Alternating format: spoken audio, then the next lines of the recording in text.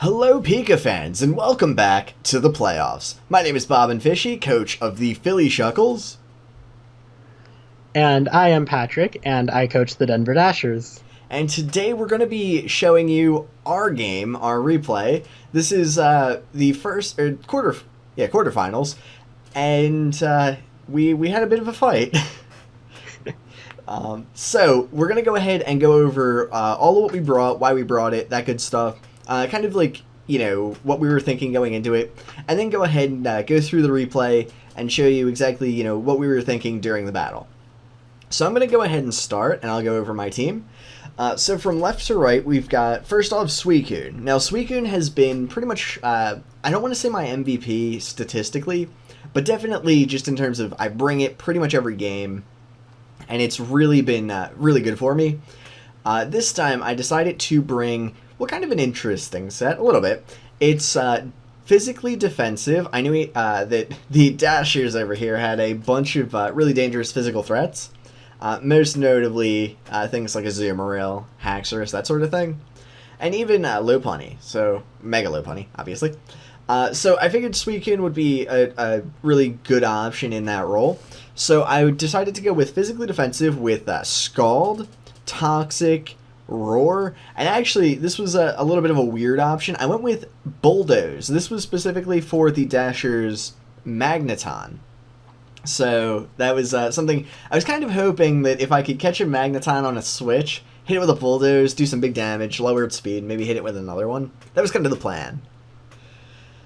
Moving on, we've got Jirachi. Now, Jirachi is specially defensive. I figured that with its resistance set, it would be able to eat up a couple of special hits, and it really did very well in that role. Now, this set was kind of... it was good support for the rest of my team. It was a Wish, Protect, U-Turn, and Heart Stamp set. Now, Heart Stamp obviously has that 30% flinch chance, and with Jirachi having it, that's, Serene Grace up to 60%.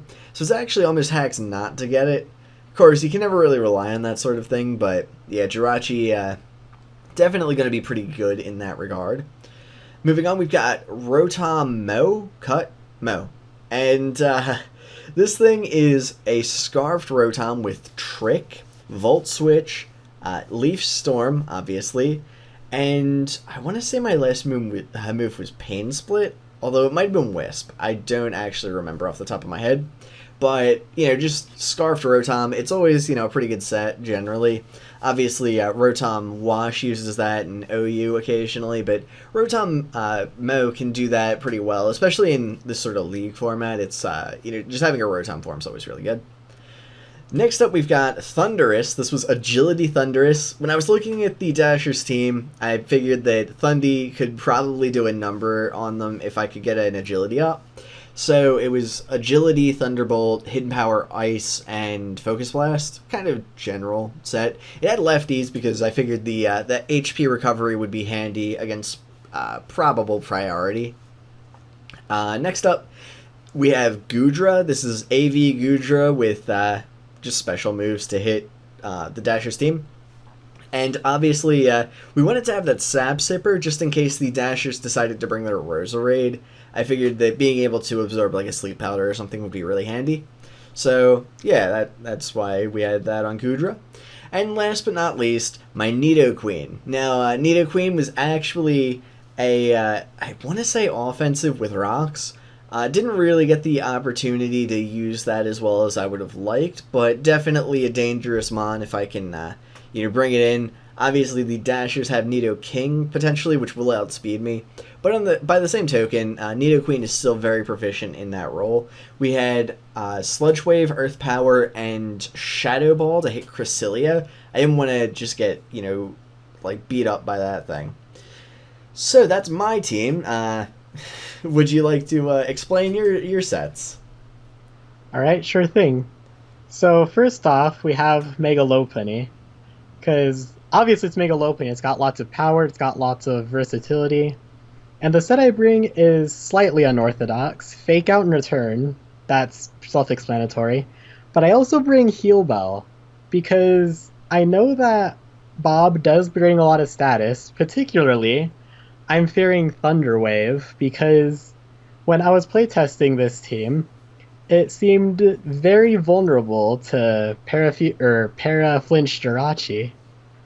So being able to heal bell any kind of status off seemed like a great plan, without Roserade to add a third psychic weakness, which Jirachi would just kill anyways. And then last I have Baton Pass, because it stuck with me when I was originally an Agility Baton Pass set. And I just figured it might be nice to have the initiative if he wants to switch something out. That'll let me see, okay, he brought in blank, I can just bring in this. Next we have Nidoking. Nidoking, as Bob said, the Nidos are very proficient in whatever they want to do. They can go offensive, they can go defensive. Hilariously, against offensive Nidoking, I bought defensive Nidoking. Because I thought not Haxorus, that's mine. Heracross would be a huge problem if it's banded or scarfed. And Blaziken can also be a problem. And then neither of those came up, so Nidoking's job is now set up Stealth Rocks and maybe Earth Power someone. I think the other move was Sludge Wave and Protect. Haxorus is a Swords Dance taunt set. It pretty much tears apart any wall that's gonna wanna try to stop it. And it has dual coverage in Outrage and Earthquake, which is a double-edged sword because if I want to hit something that's not on the ground, I'm going to have to go for Outrage. So, Haxorus could be great, could be okay. Next we have Azumarill, who's a standard band set, except I ended up bringing Perish Song. That doesn't end up coming into play, but maybe it could have been knockoff. But since I wrote Perish Song in case I end up in a weird 1v3 situation against Crocoon or something, that seemed like a good choice at the time, and then ended up not so much. Porygon Z has only been brought to, I believe, 2 battles ever.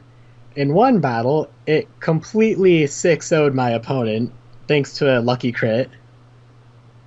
And in the other battle, it was a joke battle, so it didn't do anything that I would make it do. But this time, I have a nice Trick Scarf set that should be able to cripple at least one of his walls. And originally I had Nasty Plot on it, but I went for Ice Beam, and I couldn't remember why, but then I remembered he has a good amount of ice weaknesses. Looking at his team now, actually, a lot of it's weak to ice. We got Rotom, Thundurus, Goodra. Goodra would live anyways, but Nidoqueen. And then, last but not least, we have Cresselia. Cresselia is probably one of the more feared things on my team because it's insanely bulky. And once it starts setting up Calm Minds, that could be a problem. Except I decided to bring dual screens instead. Because I figured if I can get him in on something offensive that's not a setup sweeper, just set up screens on it, that's going to be a problem for him, and then that'll make things insanely easy for Haxorus. And potentially, I guess, anything else that's frail that I want to switch in. And that covers everybody, I think. Okay, so now that you know what we were kind of thinking when we were making these teams, we're going to go ahead and hop right on over to the battle, and we'll see how things went. So, first off, we see the Nidoking lead from the Dashers, and I lead with my Rotom. So, obviously, I don't want to stay in on that. I'm going to go ahead and hop on out. I Protect because I'm looking at a potential Specs Leaf Storm, and that's a kill, so... I figured Goodra could live most anything he throws at me, so I'm just going to go into this guy here, and I just go Ice Beam, do a nice 66%. But, unfortunately, Dashers get rocks, and neither of us actually brought any sort of hazard removal to this one. Yeah, I just Protect here, because I want to see if he's going to switch moves predicting something, and Black Sludge Recovery is always nice. That's what I was actually thinking. I didn't want to over-predict too early, so I'm just going to keep clicking Ice Beam here. So, we see the switch out into the Crest here. I just figured no matter what you go for, even if you were somehow Specs, I would still not take anything. Yeah, that's kind of an issue. Here I'm just going to go into Rotom. I was thinking maybe I could potentially trick a Scarf over to this thing. If it's Calm Mind, I definitely want that thing Scarfed. So I could Trick right here. I'm not going to lie, I saw that coming a mile away. So I go into Haxorus, which in hindsight wasn't my most brilliant plan, but at the time, Haxorus has a choice scarf. That's horrifying. So I actually stay in here, and I'm like, well, I'm just going to Volt Switch and see what move you lock yourself into. Here's Earthquake, gets a crit, and that actually is going to reduce Rotom to Death Fodder for the rest of the game. So that's a bit unfortunate. But here I go into Suicune here, and I'm just going to potentially just threaten a Scald. And, you know, just say, like, okay, well, you don't have your Lumberry anymore, so I can at least attempt to burn you. I know the Scald's coming. I'm figuring who's the most likely to not want to get burned. Porygon Z. I see Toxic. I'm slightly less worried, but I also can't stay in for very long. But I know that I don't want to stay on this thing. Rachi's going to be my best option. Like we said, we are specially defensive, so we're going to be able to take whatever this thing throws at me. You see the Tri-Attack does a solid 25%, and that's after Stab and Adaptability. Luckily, we do have that resistance, so... 25% is solid for resistance, but not solid to the point where I want to stay in. I'd rather just sack Nidoking now. So I just go U-turn. I figured there was no chance that he was staying in. I just wanted to get a little bit of initiative here. And I'm just going to go ahead and go right on into Suicune, threatening the Scald again. I always like threatening Scald because it's not something that things like to take.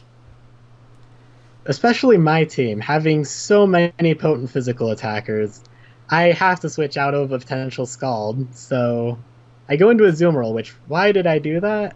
Hope, probably, oh. I'm not really sure You what switched. I was... Yeah, I'm not really sure what I was predicting there. Potentially Crest or something. I'm not sure. But I just go ahead and go into my Goodra. Now, I don't want to keep Goodra in against a potential Play Rough or something, so I'm just going to go ahead and sack off Rotom. And we see the Waterfall, so I'm like, well, I can probably take one of those with, like, Suicune or something. So Yeah. I'm just going to go ahead and go into that. Suicune starts to prove to be a nightmare from here, because I realize I'm choice locked. I can't just go for Waterfall on Suicune unless I'm just going to flinch it to death. So I figure fighting a wall with the wall is my best play. Now, I go for Scald and get a crit. That's my tasty crit, thanks Haxorus. Now here I'm just Solid going to 21%. Yep. But here I'm just going to go for a Toxic, and I figured this thing might have some sort of, like... I don't know if it gets... Does it get any sort of status heal? Refresh, maybe? But I figured No, at least the closest wearing it down. thing, Lunar Dance.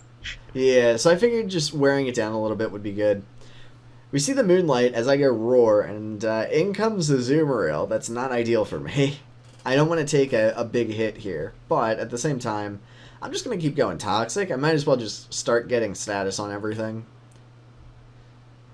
I just click Play Rough, because if Jirachi comes in, then that's still a turn I'm not taking damage, and he is, so... True. Play Rough seemed pretty safe. So I calced that right after he did it, determined that was a CB Azumarill, and I said, well, Rachi can probably take it. Hopefully. And potentially just get a Wish Up. That was the plan. And we see a double switch into PZ here, which is actually a decently favorable outcome for me. So I'm just going to go ahead and throw a Wish Up. That's the plan. I'm going for Dark Pulses, hoping for a flinch so I can two-shot. Unfortunately, that doesn't happen. Yeah, and we get Seeing a nice the wish Up. I figure he has to protect, right? So I better go into my nuke now. And I actually do go ahead and go for the Protect. It's a little obvious, but at the same time, I want Jirachi at a good amount of health, so I can just keep coming in on that Porygon Z. And, yeah, that's going to be something good for me. I think this is the part where half my team is toxic, so I'm just like, let's get rid of that. Might be helpful. I just go for the Heart Stamp here, because I love everything and everyone. And that does 51%, which I am more than happy to have on that, what you call it? Oh gosh. Azuma, or... Low Bunny. Yes. So I'm just gonna, I think I go for another one here. I want to say, yeah, there it is. Yeah. So, obviously, I don't really want to take any sort of Earthquake, but luckily I do have Protect. I know he's Scarfed, so I'm going to be able to do that, determine what move he's going for, and act accordingly. I do go for the Earthquake. I want this Jirachi gone, and I figure the switch into Thunderous might be obvious, but what if he doesn't? So I go ahead and make the obvious play. I go into Thundy, and we are immune to that Earthquake. Now, we do take some rock damage there, which isn't ideal, but I am just going to be able to come in and go for... I think I go for HP Ice here, just to try and get some damage on this thing. Now, obviously, he's going to switch out, but I figured if Nidoking came in, whatever, whatever. I'm not going to do anything to Cress anyway. I actually thought Hidden Power Ice was coming, and I thought I'd rather just face tank it than let Nidoking die. Yeah. So Cresselia comes in, sets up another light screen, I believe. Yep, there's the light screen. Now, I'm looking at his team, I'm like, well, he doesn't have any sort of hazard removal. I might as well get my rocks up. Take a tasty crit to the face.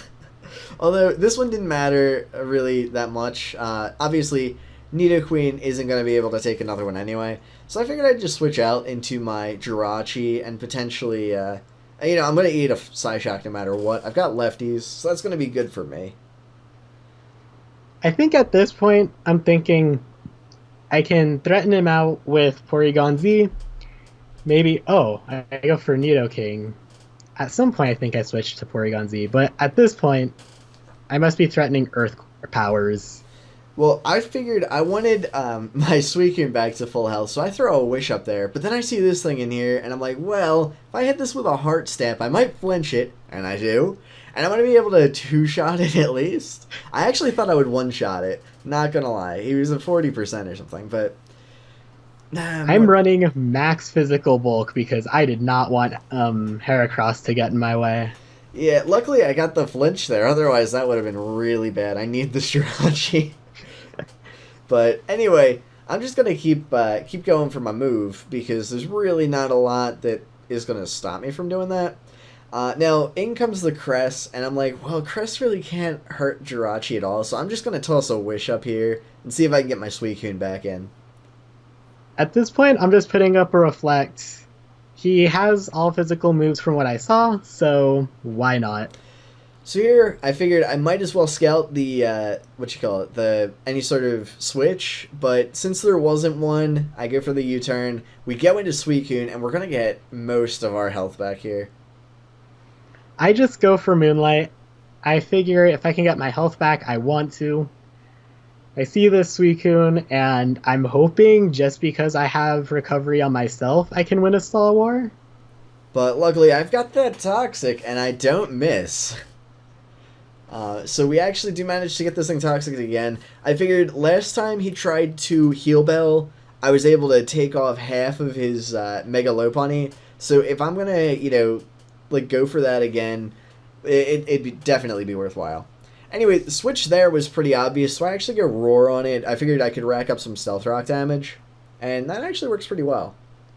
This is actually the point where I'm thinking I need Suicune Scarfed, and it actually ends up being Jirachi, which at the time I was like, that more or less takes out Wish Passing. Either that or it makes it the most... Sorry, go ahead. I was going to say, it makes it, at worst, the most committed move ever, and it gives me a free switch, so...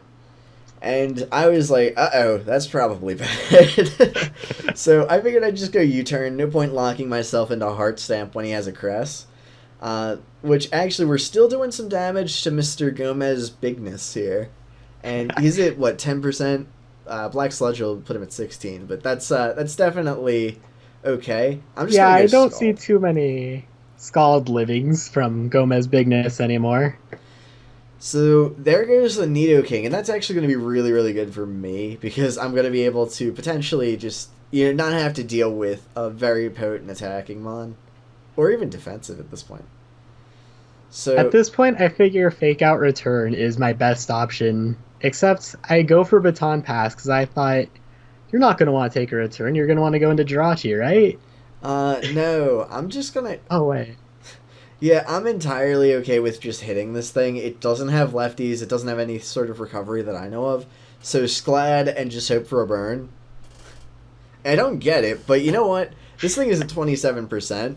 So I figured if I can at least keep up enough pressure to keep it from heal belling, then we want this Crest to continue to take toxic damage. I believe at this point I'm just going for a Psyshock because I'm on... No, wait. It's next time I come in, I go for Psyshock. This time I'm just gonna go for a Reflect. Yeah, I just Unfortunately, he just U-turn on used out his... there. I just U-turn on out there. I figured, you know what, Scarfed U-turn? I've been there before. It's worth it. And we're just going to bring in Suicune against this thing. I've seen all its moves by now, and I know that it doesn't have any way of doing anything to Suicune, so I'm just going to take that Leftovers recovery, honestly. At this point, I have to figure out, okay, is Moonlight a good play here? Because I'm running out of them. Yeah, that was I something figure... I definitely was keeping in mind. Like, how many Moonlights does he have? Because I can very, very theoretically stall those out. So At this point, it's time to go into Porygon Z. There's no way I'm going to be able to take any more toxic damage. yeah, I just keep clicking Scald. I figured it was relatively safe. PZ eats that up pretty well, but I still have my Goodra for this thing. And we've already seen its... Oh, wait, Jirachi. That makes sense, too. Now, Dark Pulse was a threat, but I figured Tri-Attack was still safe, because he definitely wanted to try and do some big damage to Suicune. He is Scarfed right now, so I figure U-turn or Zen Headbutt is the play he's going to go for. Either way, Azumarill seems safe-ish. I just U-turn out. No reason to, log myself into Heart Stamp if I'm just going to have Crest switch in. Not yet, anyway. So we've still got Suicune. We know we can take a hit here, but this is actually one that, could have been bad for me if he had just gone for Play Rough. I don't even know why I switched out. At this point, I was like, what do I need to defeat Suicune? And I was like, I need it at 50% health when I go for Play Rough, because otherwise Scald Burn is too much of a threat. Yeah, that's what I was really counting on, obviously. And plus I knew it was banded. I figured at this point, if I could get up in agility with Thundy and his crest was at half, I could poke it to death. That was the plan, anyway. So, I figured, if Suicune goes down, it's bad, but it's not the worst thing ever. At this point, once again, the forefront of my mind, how do I beat Suicune? Maybe I can get a crit on Outrage or something. So in comes Fenrir, but I just go for the Roar. I mean, a switch is kind of obvious, so I'm like, well, get out of here. And in comes Moon Moon again. So, Moon Moon wants to come in and spoil the party, but while we're here, might as well set that light screen back up. At least we'll be able to take hits. Yeah, and I figured if he switches again and I get a Skull Burn, that would be ideal. Especially because at the time there hadn't been a light screen up. So Scald's, just kind of the thing. And at this point, I don't really want to go Roar. That was kind of what I was thinking. I was like, well, I can just kind of poke at this thing, and eventually Toxic will kill it. That was the plan. I didn't want to Scald and have him switch in something that could eat a Scald and not... And, if it doesn't get burned, then it could be bad. But I'm at almost full health now, so I'm actually okay with that. Yeah, this is going from bad to worse for me. I need to get some kind of damage in here. So, and at this point, it's pretty much Haxorus that's... Oh, sorry about that. No, you're good. So Haxorus is the only one living, so... Yeah, and I figured there was a screen up, so I could just go for Toxic, and if he switches, that's safe. So we do get the Fenrir Toxic here, and that's going to be good. I'm just going to go into Nidoqueen to check what move he's going to lock himself into. Locks himself into Outrage, and I'm like, well, okay, I could go into Jirachi here, and since he Outraged, he can't even switch. So I'm just going to go for the Heart Stamp, and actually outspeed. I was outsped specifically for Haxorus. I did not have Jirachi in mind. So that bit me in the butt right there.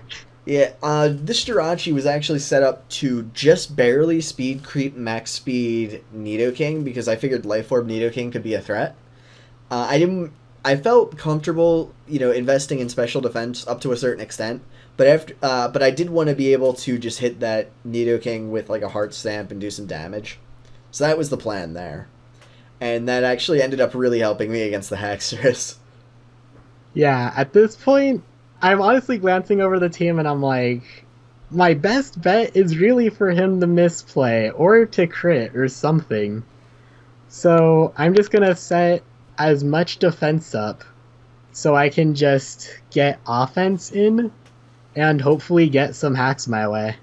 So here, Roar was actually probably a misplay. There's no reason to let it... Oh, wait, no. That was the plan, actually.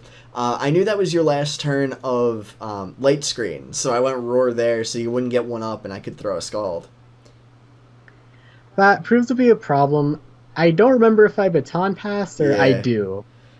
I think I just skulled here. I thought that was the safest play. But generally speaking, with Suicune in here, I'm just going to keep... Yeah, okay. So Scald was the option there. Now here, I can't stop you from getting another screen up.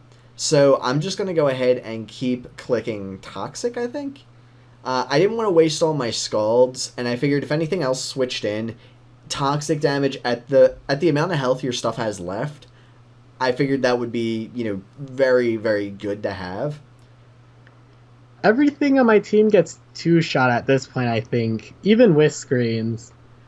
I still have no idea what to do about this Suicune, and at this point I'm thinking, maybe I should have brought Mantine. At any rate, day late, dollar short. It's time to go into Porygon Z. I'm seeing lots of Toxics, maybe one more. Yep, that's what we do. We actually haven't missed one on anything that was healthy, so I'm entirely okay with that. Now here, Porygon Z's in, and Jirachi really can't take too many more hits, so I'm just going to go ahead and go into my AV Goodra. And Goodra is actually, he's going to be a pretty safe switch in for this, right? So we get critted, and it does 34%. Now, keep in mind, Analytic, Max Special Attack, Stab, Porygon Z, Tri-Attack, Crit does 34% to this thing. Yeah, I don't know if I'm more impressed by Goodra's bulk or Porygon Z's attack, to be honest. But At anyways, any rate, yeah, I'm just going to go for Sludge Wave. It looked pretty safe. Dragon Pulse obviously isn't, just in case Azumarill switches in. But, yeah, that's going to knock out that PZ after Toxic, which I'm entirely okay with. Now, I can't pass it any wishes or anything, so Goodra's actually going to have to go down here, which is unfortunate, but at the same time, he did his job, and he did it very, very well, so I'm entirely okay with that.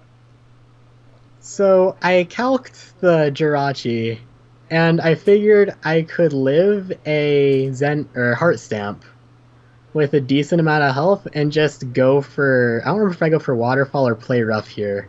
You flinch. But That's what happens.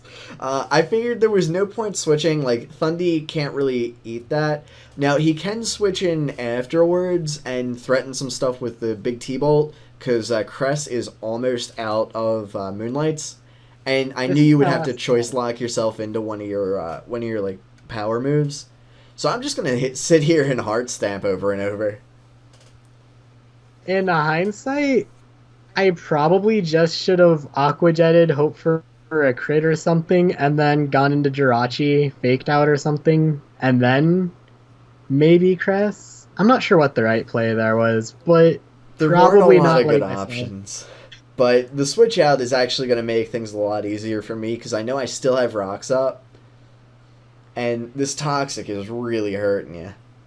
What was at this point where I calc the Heart Stamp. I feel like I can live. I forget rocks are a thing. So this is just a death fodder gone from bad to worse. At this point, I know I can't win because I don't have the priority to take out Agility Thunderous. I don't have the power to take out Suicune, and I don't have the Fire Punch for Jirachi. So I'm just gonna let everything... I'm gonna try to get crits or something, but...